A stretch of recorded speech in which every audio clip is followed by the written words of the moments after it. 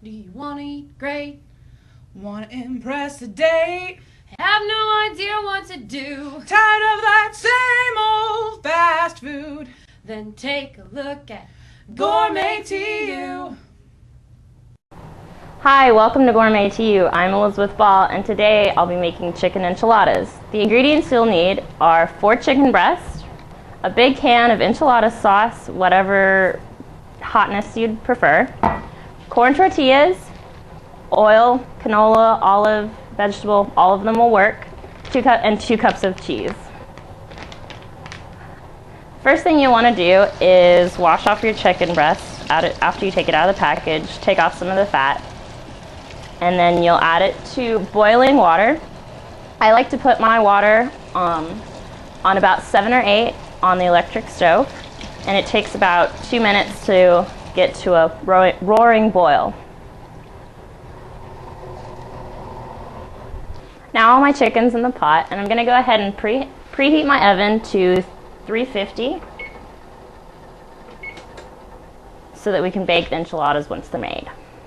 My chicken's been boiling for about 4 or 5 minutes. I'm going to go ahead and take one out and see if it's cooked. You'll know if chicken is cooked if you can cut into the middle of it and you don't see any red or purple. This piece is a bit big, so it's almost done but not quite. If you can see it there, it's a little uncooked.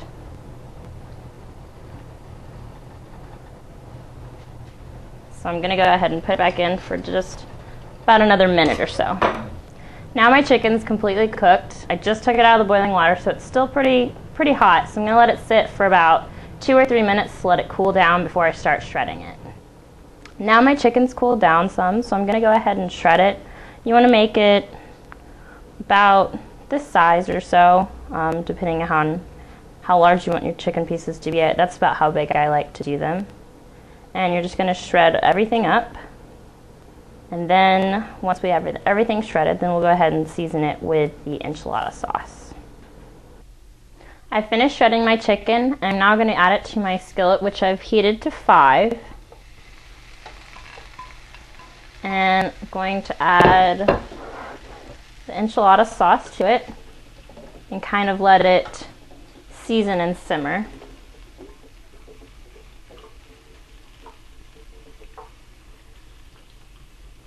Probably use about half the can on it. Kind of make sure that the sauce gets to all the chicken. And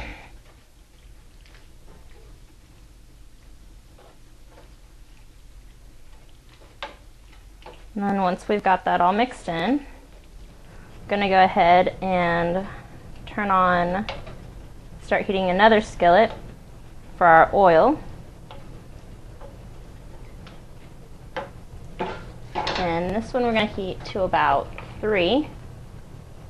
And you want to add about 1/8 of an inch deep layer of oil to the bottom of the skillet here. And we're going to let that heat up. After letting your chicken simmer with the enchilada sauce for about 5 minutes, and now that your pan's nice and hot, I'm going to go ahead and pour a layer of enchilada sauce on a plate that we'll use in just a second. And take a corn tortilla, stick it in the oil, and let it heat up, let it bubble a little bit, and then we'll flip it over and then put it in the enchilada sauce. Went ahead and turned my oil up to 5. 3 was a little too cold. That way the tortillas can puff up. If they can puff up, you know your oil's hot enough. And you're going to place it in your enchilada sauce, flip it over, and now you're ready to add your chicken and cheese.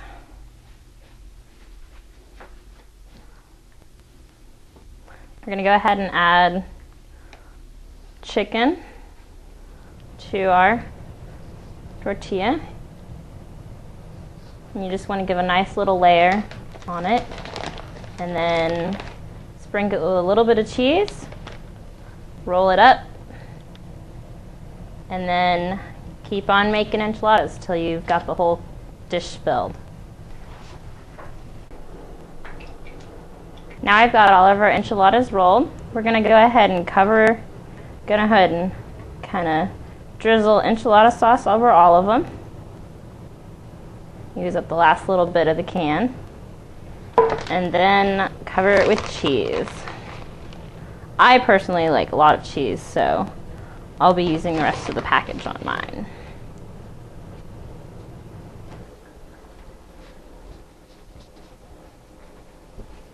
Now that we've got it covered with sauce and cheese, we're ready to put it in our preheated oven of 350 for 20 minutes, or at least until the cheese is bubbling.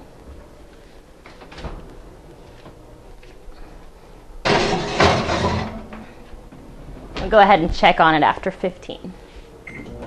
Our enchiladas have cooked about 15 minutes now, and they look nice and tasty. Cheese is nice and melted, a little bubbly. We're now ready to enjoy it. And there you have it, chicken enchiladas. I like to top mine with a little bit of sour cream, but it's all up to you. If you have any ideas for recipes, or you would like the recipe for this, visit us at RLTV or email us your suggestions at rltv@utulsa.edu. Thanks for watching Gourmet to You.